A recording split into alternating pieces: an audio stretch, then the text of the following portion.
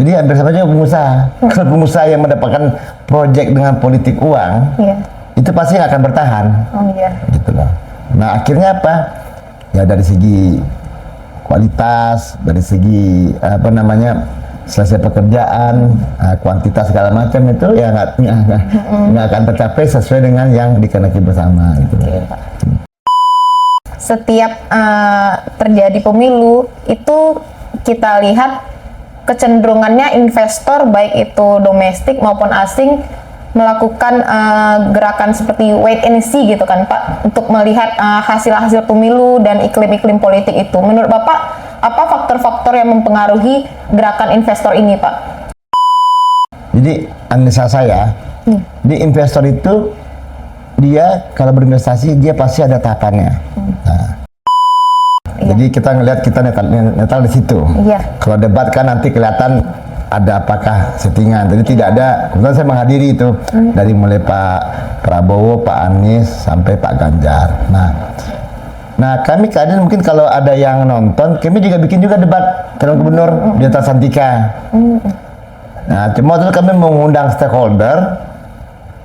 Nah, sebenarnya bukan debat, ya dialog, kan terpisah kan. Kita undang dari investor juga dari Kadin Indonesia. Nah, kita undang, kita bikin, kita juga pengen visi misinya. Nah, jadi kita di Kadin sebenarnya tetap pengusaha ini maunya netral.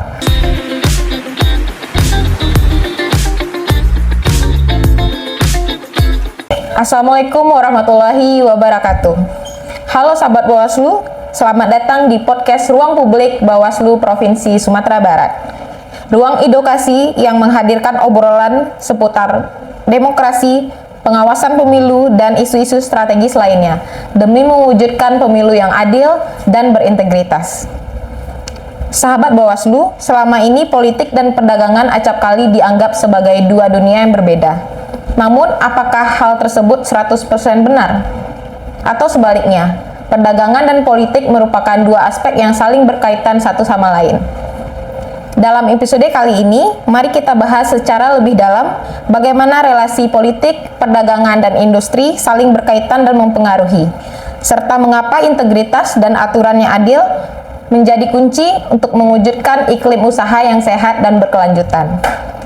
Untuk lebih dalam, Bawaslu Provinsi Sumatera Barat telah menghadirkan narasumber yang sangat istimewa, yaitu Ketua Umum Kamar Dagang dan Industri Provinsi Sumatera Barat, Bapak Insinyur Bukhari Bakter MT. Selamat datang Bapak. Terima kasih Intan. Assalamualaikum warahmatullahi wabarakatuh. Terima kasih atas waktu dan kesediaannya telah menjadi narasumber pada podcast kami pada hari ini Pak. Baik Bapak, mungkin untuk membuka pembicaraan pada hari ini kita dapat memulainya dengan mengetahui apa itu Kadin dan fungsi serta perannya dalam perekonomian Indonesia itu seperti apa Bapak? Ya, terima kasih ya pemirsa Bawaslu semuanya. Assalamualaikum warahmatullahi wabarakatuh. Pertama-tama kami dari Kadin Sumatera Barat mengucapkan terima kasih telah diundang di podcast Bawaslu, di mana ini sesuai dengan tadi Intan sampaikan tadi, ini untuk mengedukasi masyarakat apa itu namanya pemilihan dan begitu hubungannya dengan politik dan perdagangan. Nah, Kadin ini mungkin masih banyak ya belum tahu ya. Kadin itu adalah mitra strategis pemerintah yang lahir dari Undang-Undang nomor 1 tahun 76 kalau nggak salah ya, Undang-Undang pemerintah. Nah, sebagai mitra strategis pemerintah dan membawahi semua asosiasi perdagangan dan industri dan himpunan. Jadi kalau misalnya Kadin itu isinya adalah asosiasi dan himpunan, begitu juga anggotanya, termasuk Kadin daerah, sama seperti gubernur atau bupati wali kota. Nah, asosiasi ini semua asosiasi di sektor seperti misalnya perhubungan Organda, perhotelan PRI, sudah tuh nanti bidang kontraktor, KPNC itu di bawah Kadin, asosiasi yang disebut anggota luar biasa. Nah, begitu juga himpunan seperti Apindo, HIPMI, HIPI, Japnas, IWAPI, Ikatan Wanita, itu semuanya di bawah Kadin. Tapi tetap terdaftar secara registrasi secara resmi gitu loh. Tidak diwajibkan, tapi dihimbau untuk bergabung Kadin. Nah, tugas Kadin inilah sebagai mitra strategi pemerintah, memang salah satunya seperti kami di daerah adalah memang lebih kurang sama dengan tugas dia gimana pertumbuhan ekonomi di daerah ini bisa bangkit. Nah, kedua ya tadi memberikan kesejahteraan kepada masyarakat. Nah, ketiga otomatis gimana dunia usaha, pengusaha-pengusaha, asosiasi yang di Wakadin bisa meningkat usahanya, bisa nyaman berusaha di daerah kita. Nah, itu salah satu tujuan dari Kadin. Baik Pak, kalau menurut Kadin dan Bapak sendiri, apa itu hubungan terciptanya demokrasi yang sehat dengan industri yang kuat? Nah, jadi di sektor industri atau pengusaha, apalagi udah industri ya, ini menyangkut ke legalitas. Nah, pengusaha itu akan berkeyakinan kalau yang namanya yang dilakukan adalah uncertainty, ketidakpastian. Iya. Nah, jadi ini dalam berusaha. Nah, ini kan terkait ke demokrasi juga gitu loh. Nah, kalau demokrasi jalan lancar, kita juga pengusaha lebih fair, lebih objektif lah. Nah, termasuknya sebenarnya kan antara demokrasi dunia politik tadi sama dunia usaha itu kan hampir sama. Di dunia usaha juga ada persaingan. Nah, ada persaingan bisnis. Ya anggaplah kalau kita bicara pedagang lah, pedagang baju kiri kanan, nah itu pasti persaingan harga. Nah, jadi kami ngeliat pengusaha ini ya kalau tanda kutip ya kalau dia pandai dia multi talenta gitu, talenta seperti sekolah lah mungkin basicnya di situ gitu loh. Jadi nah dengan demokrasi yang baik ya berarti apa semuanya tersalurkan sesuai dengan aspirasi masyarakat. Kita pengusaha kan anggota masyarakat juga. Iya. Nah ini memberikan kepastian hukum kepastian kita dalam dunia berusaha. Nah Bapak, kan untuk mewujudkan demokrasi yang sehat ini ada beberapa kendalanya. Salah satunya itu adalah dengan maraknya praktik politik uang ya Bapak. Ya. Sementara kalau kita biarkan secara berkelanjutan, praktik politik uang ini akan lama-kelamaan akan menciderai demokrasi itu sendiri. Ya. Menurut Bapak, kalau praktik politik uang ini terus terjadi, apakah itu akan memberikan dampak negatif terhadap perekonomian Indonesia? Ya kalau ini terjadi ya pasti akan malah negatif. Nah berarti kan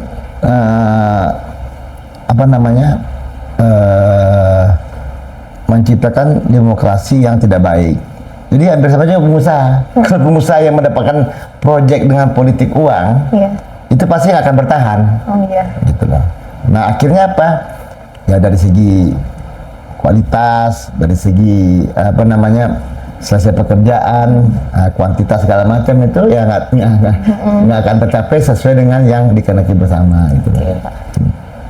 Nah Pak, setiap terjadi pemilu itu kita lihat kecenderungannya investor baik itu domestik maupun asing melakukan gerakan seperti wait and see gitu kan Pak, untuk melihat hasil-hasil pemilu dan iklim-iklim politik itu. Menurut Bapak, apa faktor-faktor yang mempengaruhi gerakan investor ini Pak? Ya namanya investor kan pasti tidak mau rugi ya. Nah ini mungkin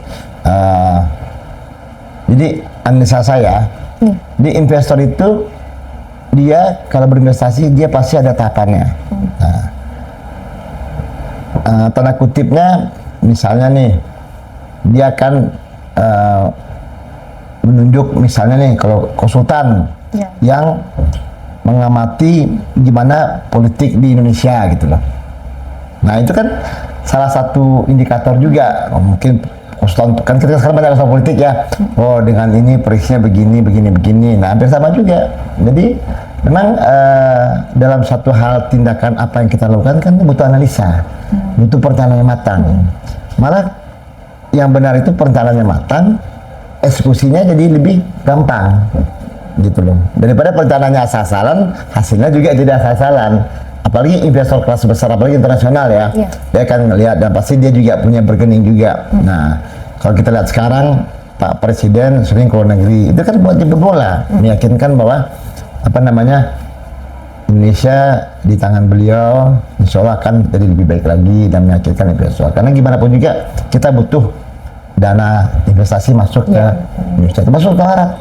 Sebab pasti butuh dana investor juga buat mengembangkan daerahnya. Kita belum secara teorinya kalau dikolaborasikan itu akan lebih baik, karena mereka namanya investor luar, investor dari nasional itu pasti punya pengalaman yang lebih besar, dibanding kita di lokal ini gitu. Termasuk kapitalnya. Iya. Nah Pak, kalau kita lihat gerakan Kadin sendiri pada pemilu 2024 yang lalu itu walaupun tetap menjunjung tinggi azas netralitas, tapi juga aktif ya Pak. Kadin membuat program debat capres ya Pak. Ya. Nah itu di dalam debat tersebut disampaikan visi misi dari capres itu sendiri gitu. Nah kalau untuk itu kan tingkat pusat ya Pak. Kalau Kadin yang tingkat provinsi khususnya Sumatera Barat, apa sih Pak program-program yang telah dilakukan? Nah jadi waktu itu kan mungkin ada lihat Kadin mengadakan dialog capres. Dan itu dialog ya, bukan debat ya. Jadi kita ngelihat kita netral di situ. Kalau debat kan nanti kelihatan ada apakah settingan. Jadi tidak ada. Kebetulan saya menghadiri itu dari mulai Pak Prabowo, Pak Anies sampai Pak Ganjar. Nah kami Kadin mungkin kalau ada yang nonton, kami juga bikin juga debat calon gubernur di atas Santika. Nah cuma itu kami mengundang stakeholder. Nah, sebenarnya bukan debat, ya dialog, karena terpisah kan. Kita undang dari investor juga dari Kadin Indonesia. Nah, kita undang, kita bikin, kita juga penilai visi misinya. Nah, jadi kita di Kadin sebenarnya tetap pengusaha ini maunya netral. Tapi asosiasi Kadin tetap netral. Tetapi kalau ada anggotanya atau pengusaha yang berpolitik, ya silakan. Malah kami sangat menganjurkan anggota-anggota pengusaha ini yang berpolitik, kami akan dukung. Tanda kutip, ya mungkin TNG-nya dia support Kadin dalam pembinaan dunia usaha, kita support dia untuk dia menjadi untuk dia caleg. Ya, salah satunya mungkin kita promosikan si anggota Kadin yang mau jadi caleg ini dengan mungkin kegiatan-kegiatan yang di bawah Kadin gitu loh, yang dibimbing oleh Kadin. Jadi antara dunia bisnis dan politik itu sebenarnya sama aja, berhubungan. Tinggal gimana kita menerapkannya aja dan memanfaatnya tanpa menyalah aturan, tanpa membuat orang lain tersinggung juga gitu loh. Iya. Nah kalau dari pernyataan Bapak tadi, ternyata Kadin ini secara positif mendukung ya anggotanya boleh untuk mencalon. Apakah Kadin ada sebelum anggotanya melakukan pencalonan itu ada menerapkan bahwa asas tidak boleh melakukan politik uang atau ada pesan-pesan tersendiri gitu Pak? Oh ya, kami tetap memang mendukung teman-teman Kadin yang memang berpolitiknya dengan caranya benar lah. Karena sama juga kan, saya bilang tadi kan, kita pengusaha ini juga sebenarnya pingin mendapatkan pekerjaan atau menjual sesuatu kepada kita tuh dengan cara yang benar juga gitu loh. Karena kalau saya sering menginikan pengusaha ini, gimana pengusaha ini bisa berkelanjutan. Iya, berkelanjutan. Nah, pengusaha yang bagus itu adalah dia bisa mengembangkan usaha. Nah begitu juga yang di politik kan. Misalnya dia nyalek dia di tingkat 2, begitu dia bagus dia naik tingkat 1, begitu dia bagus lagi dia naik ke pusat. Nah jadi kita justru kalau memang teman-teman Kadin mau berpolitik, kita support. Tapi memang dalam kegiatannya otomatis tidak bisa digabungkan antara kegiatan Kadin dengan kegiatan politiknya. Tetap netral. Tapi begitu misalnya, Pak Wakil Ketua Umum bidang UMKM mengadakan kegiatan di UMKM di daerah Pasaman misalnya. Nah di berita itu disebutkan dia juga lagi sedang menyalek ini, ya nggak ada masalah. Yang penting kan kalau dalam berita itu beritanya benar lah gitu loh, istilahnya gitu lah. Iya. Gitu. Tidak dibuat-buat gitu lah. Sesuai fakta aktual ya, narasinya tepat gitu. Iya, narasinya tepat. Nah, menurut Bapak, seperti kegiatan podcast kita hari ini itu kan memperlihatkan kesempatan antara Bawaslu dan Kadin itu menjadi mitra ya Pak, mitra yang baik untuk sama-sama bekerja sama menciptakan pemilu yang lebih bermartabat lagi ke depannya. Menurut Bapak idealnya kerjasama seperti apa sih yang bisa kita bangun untuk menyambut pemilu di tahun 2029 nanti, Pak? Jadi kalau saya ngeliat sekarang, tadi bicara Bapak Ketua juga kan, memang banyak sekarang apakah DPRD atau kepala daerah yang dari pengusaha, baik di anggota Kadin atau di anggota asosiasi. Nah, saya lihat ini peluang yang bagus ya, peluang yang baik ya. Nah, cuma tadi kembali bicara, tadi kan ada politik uang ya. Jadi kami juga memperhatikan juga gitu pada calon-calon ini gitu loh. Misalnya sama kayak usaha, kita mau usaha, mau pinjam uang di bank, kita main perumahan. Bank kan lihat kita punya equity berapa, kita punya modal berapa gitu loh. Nah, punya modal berapa? Modalnya nggak gede kalau di bank, mungkin hanya 20-30% gitu loh. Nah, jadi kalau di sisi Kadin dengan Bawaslu ya, kita mau mengedukasi, ya kalau maju itu ya kita harus siapkan diri juga gitu loh. Siapkan diri juga, targetnya apa, apakah mau jadi DPRD tingkat 2, tingkat 1, atau kepala daerah. Bahkan sekarang wali nagari pun dipilih oleh masyarakat kan. Nah, berarti kan yang kita harus siapkan ke resources kita, sumber daya kita. Ya kalau di pengusaha misalnya SDM, ya kan. Nah di politik mungkin kita punya organisasi sosial, punya teman-teman, punya komunitas. Nah, usaha juga butuh modal, di politik kita juga butuh modal gitu loh. Nah, jangan nanti maksudnya berpolitik, ya maaf, pinjam sini pinjam sana lah gitu loh. Nah, jadi identik nih sebenarnya. Nah, begitu menjalankan, kan kita juga, kalau di perusahaan itu kan kita ada KPI. Di Bawaslu juga ada KPI kan, sama kayak sana acara podcast ini kan bagian dari KPI-nya Bawaslu Sumbar. Kalau Bawaslu Sumbar merangkul semua stakeholder untuk mensosialisasi gimana pemilihan umum yang bagus, edukasi. Nah, ini kolaborasi ini kuncinya. Nah, jadi kami dari Kadin sangat mendukung program ini gitu loh. Karena ini memang nanti mungkin bisa bergantian teman-teman Kadin daerah, nanti kalau memang butuh akses saya sampaikan, termasuk misalnya pengurus kita yang berminat ke politik. Ya, dalam arti yang sesuai dengan ini ya. Nah, itu mungkin harapan kita ke depannya seperti itu. Mungkin terakhir Pak, apakah ada pesan yang ingin Bapak sampaikan untuk dalam perwakilannya sebagai Kadin ya Pak, kepada dunia usaha, pelaku dunia usaha di Provinsi Sumatera Barat dan mungkin masyarakat luas pada umumnya juga Pak, terkait pemilu dan keberlanjutan demokrasi ke depannya? Ya. Jadi pemilu ini atau kita mencalonkan itu nggak salah gitu. Itu peluang kita menginformasikan diri kita gitu. Karena kan memang ini kan kembali, kalau saya politik ini kan ada DNA-nya juga gitu. Sama kayak pengusaha. Kalau bapaknya pedagang, pengusaha, anaknya juga di pengusaha. Kalau bapaknya profesional, anaknya juga profesional. Kalau bapaknya berpolitik, pasti anaknya juga berpolitik. Kalau saya perhatiin, minimal salah satu dari anaknya ada yang ikutin jejak bapaknya. Gitu juga sebaliknya. Nah, jadi kita harus melihat sisi politik, sisi positifnya. Nah, jangan ini kan pengusaha ingin berpolitik, ya maaf, ingin mencapai, enggak juga gitu loh. Sama kalau pernah dengar cerita Donald Trump, itu kan ada pengusaha sukses. Dia berpolitik bukan pingin memperbaiki usahanya, tapi pingin mengembangkan dunia usaha di Amerika. Jadi kalau sekarang dia periode kedua dia melakukan tindakan yang mungkin dilihat orang luar itu tidak wise, tidak bijaksana, tapi mungkin untuk negaranya, untuk masyarakatnya dia memprotek gitu loh. Gimana Amerika ini bisa menjadi lebih maju, negara adidaya bertahan, ya kan, selama ini apalagi ya gempur dari Cina segala macam kan, dari India, Rusia kan. Nah, kita juga berdemokrasi, berpolitik ini waktunya juga begitu gitu. Jadi usaha kita juga jalan. Nah, tapi kita juga bisa ngebantu usaha orang lain, ngebantu pemerintahan. Saya bilang tadi, tugasnya kita ini adalah gimana pertumbuhan ekonomi kita bisa naik, investasi bisa naik. Nah, itu lahir dari kebijakan di legislatif dan eksekutif. Ya kan, Perda itu kan lahir dari situ. Nah, gitu juga gimana masyarakat juga sejahtera.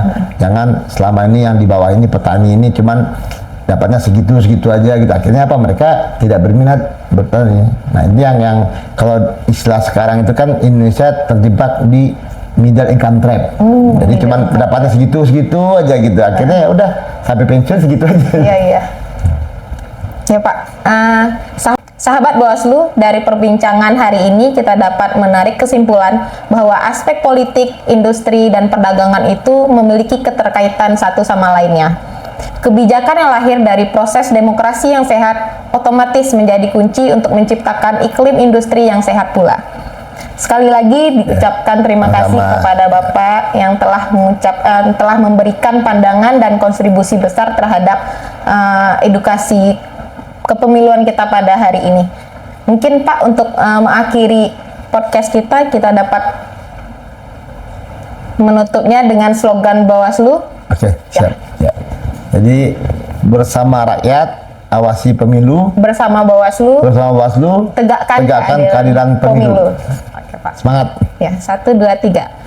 Bersama rakyat awasi pemilu. Bersama Bawaslu tegakkan keadilan pemilu. Terima kasih.